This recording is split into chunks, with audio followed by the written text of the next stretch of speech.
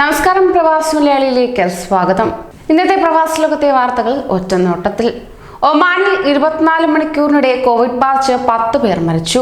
രാജ്യത്തെ മരണസംഖ്യ 318 ഉയർന്നു. ഇന്ന് 1257 പേർക്ക് കൂടി COVID-19 സ്ഥിരീകരിച്ചു. ഇതിൽ 933 പേർ ഒമാൻ സ്വദേശികളാണ്.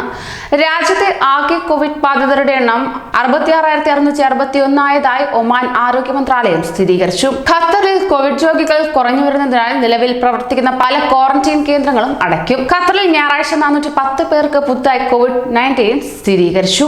ഇതിലൂടെ 426 പേർ രോഗമുക്തി നേടി. ഇതോടെ ആകെ രോഗം ഭേദമായവർ 1 ലക്ഷത്തിൽ പരമായി. ആകെ 438,990 പരിശോധിച്ചപ്പോൾ 1 ലക്ഷത്തിൽ പരം പേർക്കാണ് ഇതുവരെ വൈറസ് ബാധ സ്ഥിരീകരിച്ചത്. മരിച്ചവരും രോഗം ഭേദമായവരും ഉൾപ്പെടെയാണിത്. ഞായറാഴ്ച 3406 പേരെയാണ് പരിശോധിച്ചത്. നിലവിലുള്ള ആകെ രോഗികൾ 3131 ആണ്. ശനിയാഴ്ച ഒരാൾ കൂടി മരണപ്പെട്ടതോടെ ആകെ മരണം 154 ആശുപത്രികളിൽ ചികിത്സയിലുള്ളവർ 530 പേരാണ്. ഇതിൽ 29 പേരെ ശനിയാഴ്ച പ്രവേശിപ്പിച്ചതാണ്. സൗദി അറേബ്യയിൽ കോവിഡ് സ്ഥിതിഗതികൾ മെച്ചപ്പെടുന്നു. രോഗമുക്തി നിരക്ക് ഉയർന്ന നിലയിൽ തന്നെ തുടരുന്നു. 3087 പേർ ശനിയാഴ്ച സുഖം പ്രാപിച്ചു. ഇതോടെ ആകെ രോഗം 1 ലക്ഷത്തിൽ പരമായി. 2565 പേരിൽ പുതുതായി രോഗം സ്ഥിരീകരിച്ചു. 2,48,416 ആകെ രോഗബാധിതരുടെ എണ്ണം. 24 മണിക്കൂറിനിടെ 40 പേർ മരിച്ചു. ആകെ മരണസംഖ്യ 2447 ഒമാന്റെ തെക്കൻ മേഖലയായ ദോഫാറിൽ ശക്തമായ മഴ തുടരുന്നു. സലാലയിലെ മിർബാത്തിൽ വെള്ളപ്പാച്ചിലിൽ കുടുങ്ങിയ വാഹനത്തിലുണ്ടായിരുന്ന 3 പേരെ ഒമാൻ ദുരന്ത നിവാരണ സേന രക്ഷപ്പെടുത്തി. ന്യൂനമർദ്ദത്തിന്റെ ഫലമായി ഒമാനിൽ ഇന്നലെ തുടങ്ങിയ മഴ നാളെ വരെ തുടരുമെന്ന് കാലാവസ്ഥാ കേന്ദ്രത്തിന്റെ അറിയിപ്പിൽ പറയുന്നു.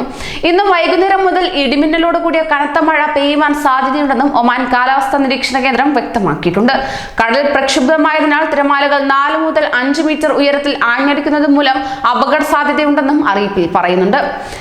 മലയാളി യുവാവ് ഖത്തറിൽ വാഹനാപകടത്തിൽ മരിച്ചു. മലപ്പുറം പെരുമണ്ണ പുതുശ്ശേരിക്കുളം ബീരാൻ ബാവയുടെ മകൻ ഷംസാനാണ് മരിച്ചത്.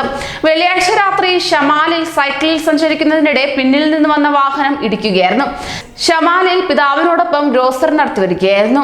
അദ്ദേഹം അൽഖോർ ആശുപത്രി മോർച്ചറിയിൽ സൂക്ഷിച്ചിരിക്കുകയാണ്. ബഹ്റൈനിൽ കോവിഡ് രോഗനിർണയത്തിനായി നടത്തുന്ന പരിശോധനകളുടെ എണ്ണം ഉയർന്നു. ആകെ ജനസംഖ്യയുടെ 40%-ലധികം പേർക്ക് ഇതിനോടകം പരിശോധന നടന്നു കഴിഞ്ഞു. 3089 പോസിറ്റീവ് കേസുകളാണ് രാജ്യത്ത് പുതുതായി സ്ഥിരീകരിച്ചത്.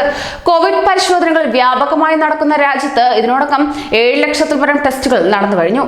ജനസംഖ്യാനുപാതികമായി കൂടുതൽ കോവിഡ് ടെസ്റ്റുകൾ നടന്ന രാജ്യത്തിലൊന്നായി ബഹ്റൈൻ മാറിക്കഴിഞ്ഞു. പുതുതായി രോഗം സ്ഥിരീകരിച്ച 389 പേരിൽ 222 പേർ പ്രവാസികളാണ്.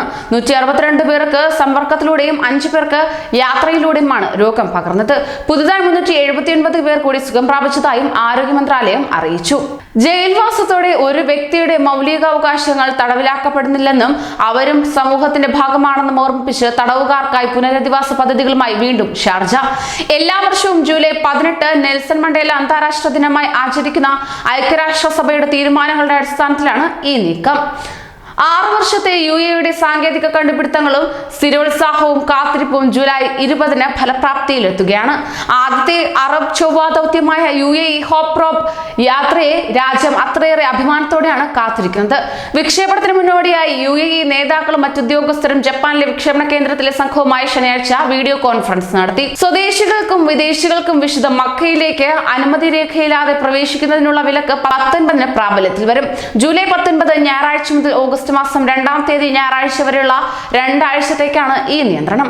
വിശുദ്ധ മക്ക, മിന, മുസ്ദലിഫ, അറഫ തുടങ്ങിയ പുണ്യസ്ഥലങ്ങളിലേക്ക് ജൂലൈ 19 ഞായറാഴ്ച മുതൽ അനുമതി രേഖയില്ലാതെ കടക്കുന്നവർക്ക് 10,000 റിയാൽ പിഴ ചുമത്തുമെന്നും നിയമലംഘനം ആവർത്തിക്കുന്ന പക്ഷം പിഴ ഇരട്ടിയാക്കുമെന്നും കഴിഞ്ഞ ഞായറാഴ്ച സൗദി ആഭ്യന്തര മന്ത്രാലയം മുന്നറിയിപ്പ് നൽകിയിരുന്നു.